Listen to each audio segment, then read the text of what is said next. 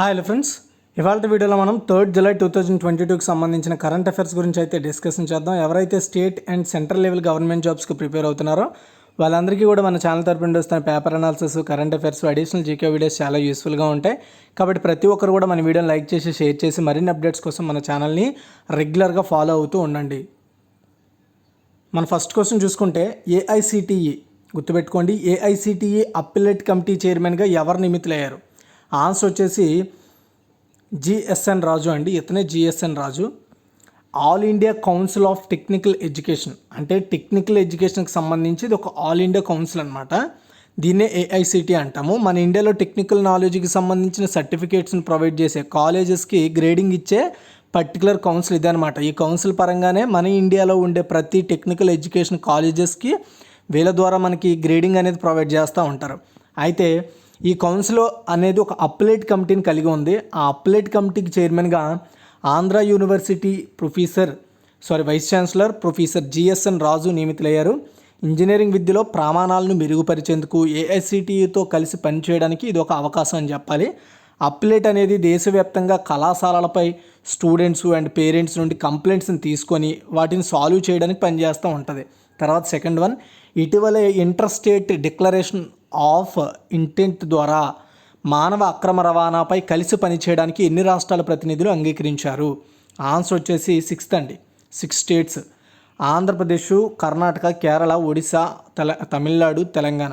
ఈ 6 రాష్ట్రాలు కలిసి ప్రతినిధులు అందులో ఉండే పర్టికులర్గా ఆ రిలేటెడ్ ఇన్ఫర్మేషన్కి సంబంధించిన గవర్నమెంట్ నుండి లేదా గవర్నమెంట్ అధికారంతో అపాయింట్ అయిన ప్రతినిధులు ఇంటర్ స్టేట్ మానవ అక్రమ రవాణాను ఎదుర్కోవడానికి తీసుకోవాల్సిన, అంటే ఒక రాష్ట్రం నుండి ఒక రాష్ట్రానికి జరుగుతున్న ఏవైతే మానవ అక్రమ రవాణా ఉందో అలాంటి వాటిని అరికట్టడానికి ఒక హైదరాబాద్లో మీటింగ్ జరిగింది. ఆ మీటింగ్లో చర్చించుకొని ఏం చెప్పుకున్నారంటే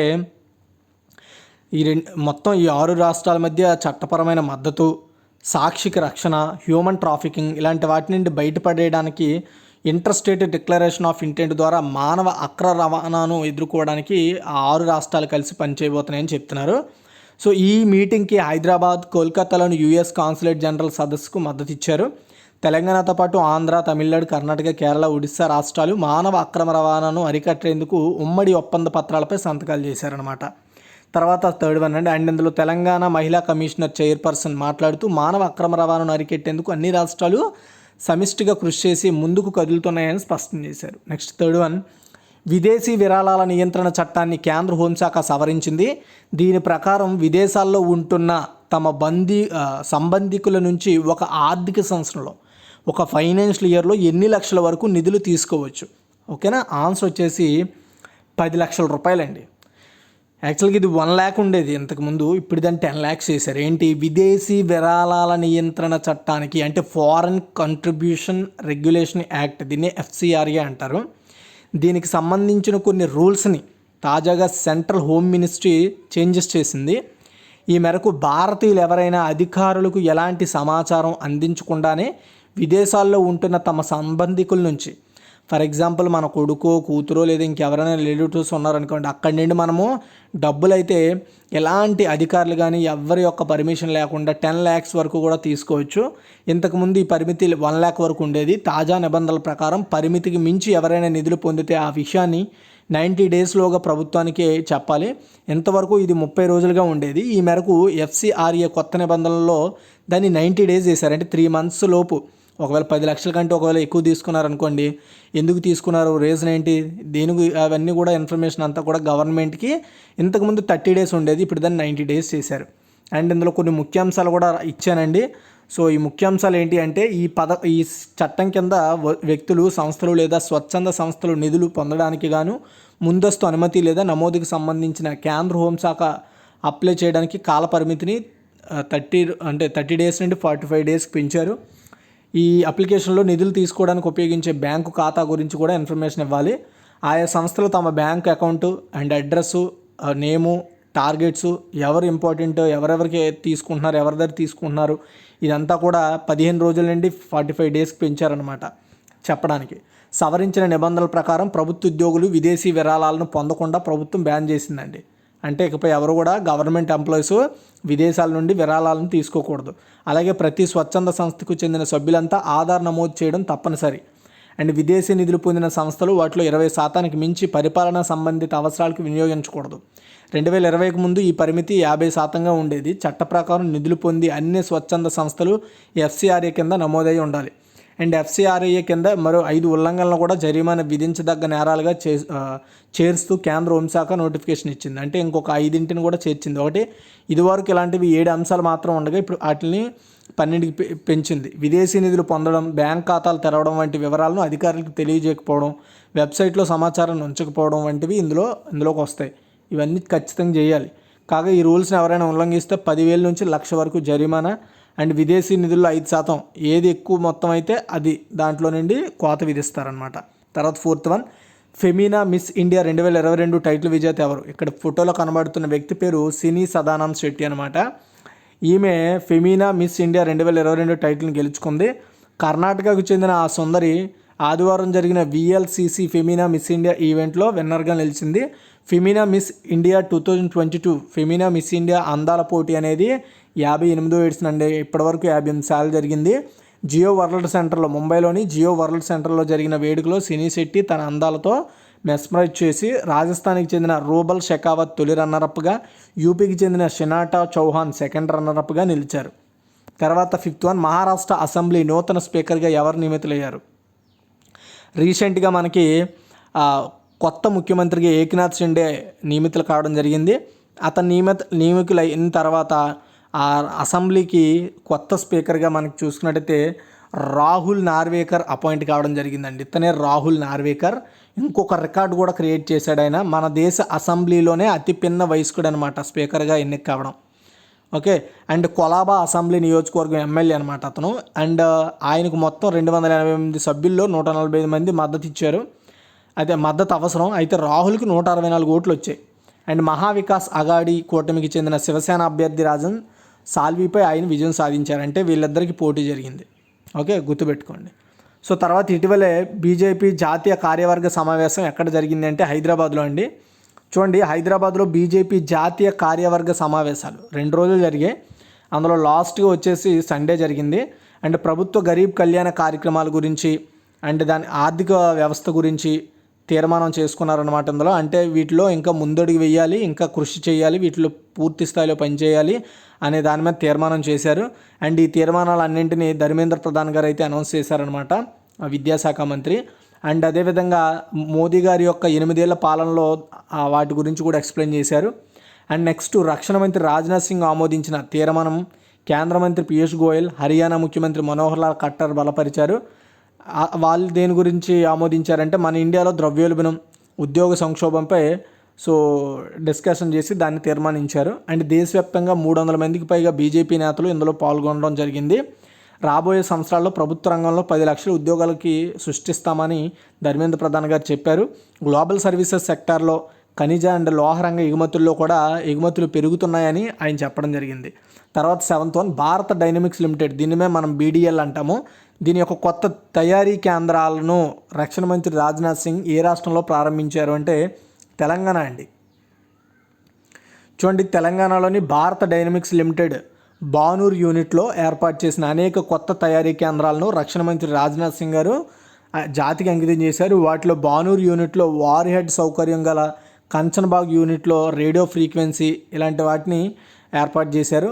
రక్షణ రంగాన్ని బలోపేతం చేయడంతో పాటు ప్రధానమంత్రి నరేంద్ర మోదీ విజన్ అయిన ఆత్మనిర్భర్ భారత్ను కూడా సాకారం చేయడంలో డిఫెన్స్ పబ్లిక్ సెక్టార్ అండర్టేకింగ్ నిబద్ధతకు ఈ తయారీ సౌకర్యాలు ప్రారంభోత్సవం అనేది చాలా యూస్ఫుల్గా ఉంటుందని చెప్తున్నారు. అంటే డిఫెన్స్ సెక్టార్లో కూడా పబ్లిక్ సెక్టార్ అండర్టేకింగ్ యూనిట్స్ని నిర్మించడం చాలా మంచి విషయం అని చెప్తున్నారు.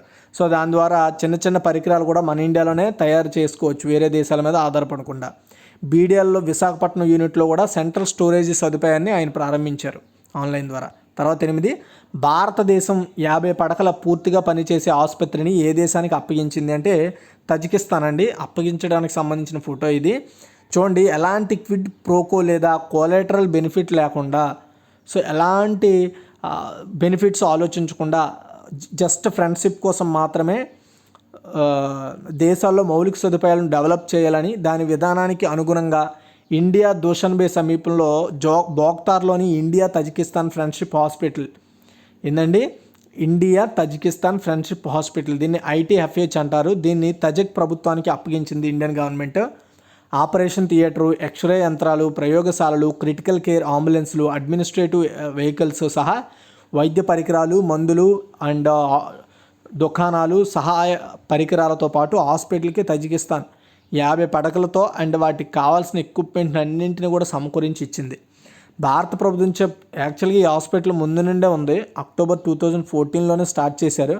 కాకపోతే అప్పుడు పూర్తి స్థాయిలో అప్పజెప్పల, ఇంతంత మాత్రంగానే ఇచ్చారు. ఇప్పుడు మొత్తం వాటన్నింటినీ కంప్లీట్ చేసి ఇండియన్ గవర్నమెంట్ అప్పజెప్పిందండి. ఓకేనా. సో ఇండియన్ ఆర్మీ వైద్య సిబ్బంది బృందం తజికిస్తాన్కి చెందిన జాతీయులకు, అక్కడ ఉండే వాళ్ళకి సో ట్రైనింగ్ ఇచ్చారనమాట మెడికల్ రిలేటెడ్ ఫీల్డ్లో. తర్వాత 9, భారతదేశం పాకిస్తాన్ బ్యాక్ ఛానల్ అంటే రహస్యంగా జరిగే చర్చలనే బ్యాక్ ఛానల్ అంటామండి. సో యాక్చువల్గా ఎక్కువ వెళ్ళి పొలిటికల్ ఇష్యూస్లో కావచ్చు, లేదంటే 2 దేశాలకు సంబంధించిన విషయాలు కావచ్చు, 2 సంస్థలకు సంబంధించిన అంతర్గత విషయాల మీద మాట్లాడేటప్పుడు బ్యాక్ ఛానల్ అంటారు వాటిని. సో భారతదేశం పాకిస్తాన్ బ్యాక్ ఛానల్ చర్చల్లో ప్రధాన పాత్ర పోషించిన ప్రముఖ దౌత్యవేత్త కన్నుమూశారు. అతని పేరేమిటి? ఇక్కడ ఫోటోలో కనబడుతున్నారో అతని పేరు సతీందర్ కుమార్ లంబా అండి. చాలా ఇంపార్టెంట్ పర్సన్ అని చెప్పాలి. లేకపోతే ఇప్పుడున్న పాకిస్తాన్ ఇండియా మధ్య ఈ కొంతపాటి సైలెన్స్ కూడా ఉండబోదేమో. ఇతను చేసిన కృషి అలాంటిది. అదేంటో ఒకసారి చూద్దాం. కాశ్మీర్పై ఇరుపక్షాలను ఒక ఒప్పందానికి దారితీసిన పాకిస్తాన్తో మన ఇండియాకి సంబంధించిన బ్యాక్ ఛానల్ చర్చల్లో, అంటే సీక్రెట్ చర్చల్లో ప్రధాన పాత్ర పోషించిన ప్రముఖ దౌత్యవేత్త సతేంద్ర కుమార్ లంబా చనిపోవడం జరిగిందండి. అండ్ అది చాలా లేట్గా వచ్చింది ఆ న్యూస్. ఆయన ఎందుకంటే అతనేం పెద్ద బయటికి కనబడే పెద్ద ఫిగర్ ఏం కాదు కాబట్టి అలాంటి న్యూస్లు చాలా లేట్గా వస్తాయి. ఆయన చనిపోయేటప్పటికి 81 సంవత్సరాలు. 2001-2004 మధ్య కాలంలో అటల్ బిహారీ వాజ్పేయి ఆధ్వర్యంలో ఆఫ్ఘనిస్తాన్కి స్పెషల్ దూతగా పనిచేశారు ఆయన. అండ్ అంటే దూత అంటే మధ్యవర్తిగా, అంటే అంబాసిడర్గా. 2001-2004 మధ్య కాలంలో పాకిస్తాన్, ఆఫ్ఘనిస్తాన్, రష్యాతో సంబంధాలను ఏర్పరచడంలో ఆయన చాలా కీరోలు పోషించిన అధికారం చెప్పాలి. అండ్ 1971లో బంగ్లాదేశ్ ఆవిర్భించిన తర్వాత సో బంగ్లాదేశ్ క్యాపిటల్ ఢాకాలో కొత్త భారతీయ మిషన్కు ప్రారంభించిన బృందంలో అతను ఒక అంతస్తుల కెరీర్గా భాగంగా ఉన్నాడు. అంటే కీరోలు పోషించాడు అప్పుడు కూడా ఆయన. అండ్ తాలిబాన్ పాలన తొలగించిన తర్వాత భారతదేశ దౌత్యపరమైన ఉనికిని తిరిగి స్థాపించడానికి కాబూల్కి వెళ్ళిన భారత ప్రతినిధి బృందానికి ఈయన లీడ్ చేశాడు. అండ్ ఆఫ్ఘనిస్తాన్ 2001 చివరిలో అండ్ 2000లో మాస్కోలో రాయబారిగా పనిచేసిన సమయంలో రష్యాతో వ్యూహాత్మక భాగస్వామ్య ఒప్పందాన్ని రూపొందించుకోవడంలో హెల్ప్ చేశారు ఈయన. 1983లో భారతదేశం నిర్వహించిన non aligned movement summit and అదే సంవత్సరం న్యూఢిల్లీలో కామన్వెల్త్ ప్రభుత్వాధినేతల సమావేశాల ఏర్పాటులో ఈయన కీ రోల్ పోషించాడు. అతను 2001లో విదేశీ వ్యవహారాల మంత్రిత్వ శాఖ విదేశీ మిషన్ల పునర్వ్యవస్థీకరణపై ఒక కమిటీకి కూడా లీడ్ చేశారు. అండ్ అతను చాలా సిఫార్సులు కూడా చేశారనమాట. తర్వాత 10, ఇటీవలే all party parliamentary group in Indian traditional sciences Ayurveda Ratna అవార్డుని ఎవరికి ప్రదానం చేసింది? జాగ్రత్తగా వినండి. All party parliamentary group on Indian traditional sciences Ayurveda Ratna అవార్డును ఎవరికి ప్రదానం చేసింది? ఆన్సర్ వచ్చేసి తనుజా నెసరి. ఈమె ఆ తనుజా నెసరి. చూడండి, భారతదేశం మరియు విదేశాలలో ఆయుర్వేద వృద్ధికి ఆమె చేసిన కృషిని గుర్తిస్తూ యునైటెడ్ కింగ్డమ్కి చెందిన all party parliamentary group on Indian traditional sciences, దీన్నే SAPPG అంటారు. అండ్ ఇది మన ఇండియాలో ఉన్న all India institute of Ayurved AIIA డైరెక్టర్గా ఉన్న డాక్టర్ తనుజా నెసరికి ఆయుర్వేద రత్న అవార్డును ప్రదానం చేసింది. So all India institute of Ayurveda Ayush మంత్రిత్వ శాఖ ఆధ్వర్యంలో పనిచేసే ఒక ఇండిపెండెంట్ బాడీ. అండ్ SAPPG పార్లమెంటేరియన్లకు భారతీయ సాంప్రదాయ శాస్త్రాలకు పరిచయం మార్గదర్శిగా అండ్ ఆయుష్ మంత్రిత్వ శాఖ నుండి సహకారం అందించి ఒక పుస్తకంపై పనిచేస్తుందన్నమాట మన ఇండియాలో ప్రజెంట్. అండ్ ఇది యునైటెడ్ కింగ్డమ్లో పరిశోధనలకు ప్రోత్సహించడానికి అంకితం చేయబడింది ఈ SAPP అనేది అండ్ ఇటీవల అశ్వగంధంపై మన ఇండియాతో కలిసి పనిచేస్తుంది ఇది. తర్వాత 11, రాష్ట్రంలోని ప్రతి కుటుంబానికి ఫ్యామిలీ కార్డు జారీ చేయాలని ఏ రాష్ట్ర ప్రభుత్వం ప్రకటించిందంటే ఉత్తరప్రదేశ్ అండి. ఇక్కడ ఫోటోలో కనబడుతుంది UP CM ఆదిత్యనాథ్. చూడండి, సో ఉత్తరప్రదేశ్లో నిరుద్యోగాలని నిర్మూలించాలనే ఉద్దేశంతో సో ఫ్యామిలీ కార్డ్స్ అనే ఒక పర్టికులర్ ఒక కొత్త పథకం అని చెప్పాలి, లేదా కొత్త ప్రోగ్రామ్ అని చెప్పాలి దీన్ని తీసుకొచ్చింది. ఈ ప్రోగ్రామ్ ద్వారా ఏం చేస్తారంటే ఫ్యామిలీలో ఉండే ప్రతి ఒక్కరికి కార్డు ఉంటుంది. అండ్ అందులో ఎవరికి ఉద్యోగం ఉంది, ఎవరికి ఉద్యోగం లేదనేది తెలుసుకుంటారనమాట. అలా ఉద్యోగం లేని వాళ్ళకి పబ్లిక్ అండ్ ప్రైవేట్ సెక్టార్లో ఉన్న ఉద్యోగాలను సమకూర్చి వాళ్ళకి అందించడమే ఈ ఫ్యామిలీ కార్డుల యొక్క ఉద్దేశం, ఐడెంటిఫికేషన్ కోసం. తర్వాత 12 IAU 24 అవర్స్ ఆసియా మరియు ఓషానియా ఛాంపియన్షిప్లలో ఏ దేశం పురుషుల జట్టు స్వర్ణం గెలుచుకుంది? ఆన్సర్ వచ్చేసి భారతదేశం అండి. ఇక్కడ మీరు ఆ ఫోటోలో చూడొచ్చు. సో చూడండి, అంటే కంఠీరవ స్టేడియంలో జరిగిన IAU అంటే చెప్తాను, the international association of ultra runners, దాన్నే మనము IAU అంటారు. అండ్ IAU 24H అంటే 24 అవర్స్ ఆసియా ఓషియానియా ఛాంపియన్షిప్లలో భారత అల్ట్రా రన్నర్లు పురుషుల వ్యక్తిగత అండ్ జట్టు టైటిల్ని అయితే గెలుచుకుంది. వ్యక్తిగతంగా అండ్ టైటిల్ పరంగా గోల్డ్ గెలుచుకుంది అనమాట, స్వర్ణం. కాబట్టి టైటిల్ మందే. బలీయమైన అమీర్ సింగ్ దేవాందా నేతృత్వంలో భారత పురుషుల జట్టు సో ఉదయం 8 గంటల నుండి 24 గంటల్లో మొత్తం 739.959 కిలోమీటర్లు ప్రయాణించి సునాయాసంగా బంగారు పథకాన్ని గెలుచుకుంది. ఆస్ట్రేలియా 628.405, చైనీస్ తైపీ 563.591 1-2 స్థానాల్లో ఉన్నాయి మన ఇండియా తర్వాత.